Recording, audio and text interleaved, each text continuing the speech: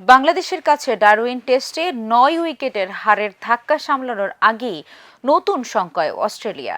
ধীরগতির ওভাররেটের কারণে প্যাট কামিন্সদের গুনতে হতে পারে বড় অঙ্কের জরিমানা।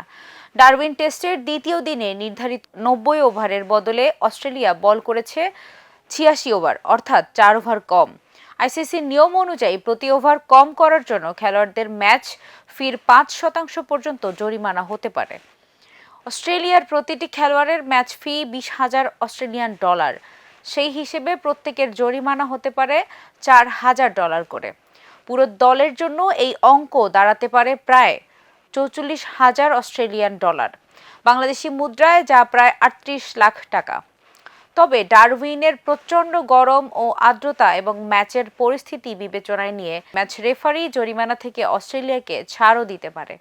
শুধু আর্থিক জরিমানাই নয়, বিশ্ব টেস্ট চ্যাম্পিয়নশিপে অস্ট্রেলিয়ার ৪ পয়েন্ট কাটা যাওয়ারও শঙ্কা রয়েছে। আর এমনটা হলে বাংলাদেশের কাছে পাওয়া এই ঐতিহাসিক হারের ক্ষত অস্ট্রেলিয়ার জন্য আরও গভীর হয়ে উঠতে পারে।